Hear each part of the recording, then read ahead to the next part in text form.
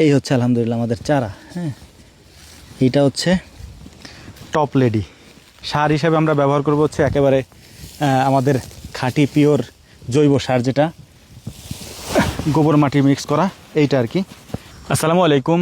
এই জায়গাটা যেহেতু একটু উঁচু, তাই আমরা প্ল্যান করেছিলাম এখানে আমরা পেঁপে গাছ লাগাবো। তো আলহামদুলিল্লাহ আমাদের পেঁপের চারা আজকে চলে আসছে, আর আমরা জমিও প্রস্তুত করে ফেলছি। আমরা হচ্ছে যে এরকম পিলি করে করে ছয় হাতের মতো গ্যাপ দিয়ে দিয়ে আমরা এক একটা চারা লাগাবো। এই জন্য পুরো জায়গাটা রেডি করছি। এখন হচ্ছে এখানে সার হিসাবে আমরা ব্যবহার করব হচ্ছে একেবারে আমাদের খাঁটি পিওর জৈব সার, যেটা গোবর মাটি মিক্স করা, এইটা আর কি।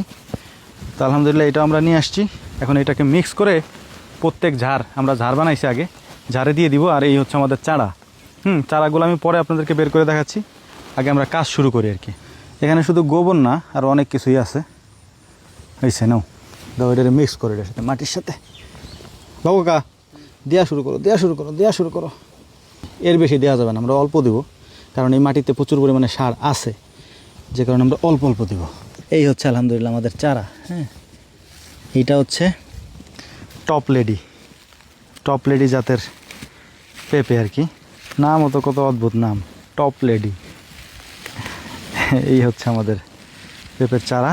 এটা কাপের ভিতরে আছে, এখান থেকে বের করে তারপর এটাকে আমাদেরকে লাগাইতে হবে। বিসমিল্লাহ। এই জমিটা উঁচু, তাই আমরা এখানেই লাগাচ্ছি আর কি। বিসমিল্লাহির রহমানির রহিম। এবং চারপাশ দিয়ে মাটি আমরা উঁচু করে দিছি, যেহেতু পেঁপে গাছ পানি পাওয়ার সাথে সাথে মারা যাবে। আর একটা বিষয় আপনাদেরকে বলি, আমরা যে জমিতে লাগাচ্ছি এই জমিতে গত 3-4 বছর পানি ওঠে না, মানে পানি আসে না। তো আলহামদুলিল্লাহ এই জন্যে সাহস পেয়েছি যে এবার আমরা লাগাই। যদি পানি আসে তো আসলো, পানি আসে না, সাধারণত পানি হয় না এখানে। তো দেখা যাক কি হয়। এই চারাটার সাথে ডাবল 2টা চারা আছে, মানে ওরা জমস।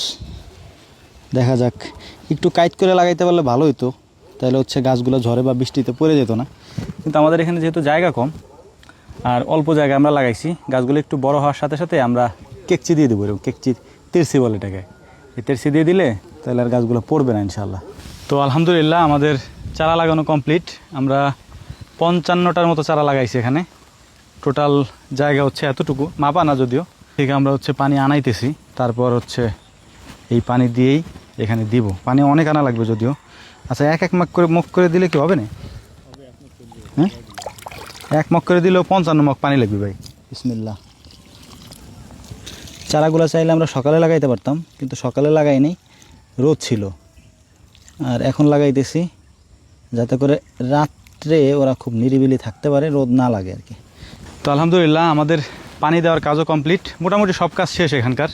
তো আগামী কয়েকদিন পরে গাছগুলো যখন একটু বড় হয়ে যাবে। আর একটা বিষয় আপনাদেরকে বলি, এই গাছের একটা বৈশিষ্ট্য হচ্ছে, এই গাছ হচ্ছে আপনার 1 হাত পর থেকে হচ্ছে পেঁপে ধরা শুরু করে আর কি। হ্যাঁ, আর লম্বায় এতটুকু পরিমাণে হয়। এতটুকু পরিমাণে হবে, 1 হাত পর থেকেই পেঁপে ধরা শুরু হবে ইনশাল্লাহ। তো যখন একটু বড় হবে, বড় হওয়ার সাথে সাথে এই 2 সাইডের মাটি কেটে আমরা এখানে একটা খালের মতো বানিয়ে ফেলবো আর কি। মানে খাল বলতে একটা, মানে কাঁচা বলি আমরা, ওরকম বানাবো। আর একটা বিষয় হচ্ছে এখানে যেটা আমরা করবো সেটা হচ্ছে, যেহেতু আমাদের বাঁশ ঝাড় কাছে, এখানে বাঁশ কেটে কেটে এনে তারপর হচ্ছে 2 সাইড দিয়ে ওরে আটকাই দিব, যাতে ঝড়ে বা বৃষ্টিতে না পড়ে যায়। অথবা যদি পেঁপে যদি ধরে ইনশাআল্লাহ, তাহলে হচ্ছে যাতে মানে পেঁপের ভারে ভেঙে না যায় আর কি। তো যাই হোক, দোয়া করেন যেন আল্লাহ তাআলা সফল করে আমাদেরকে। আমরা প্রাথমিকভাবে এই কয়টাই লাগাইলাম, এতটুকু জমির মধ্যে লাগাইলাম। আশা করা যায় ফলন হবে। তো যাই হোক, আমাদের জন্য দোয়া করবেন। আসসালামু আলাইকুম রহমতুল্লাহ।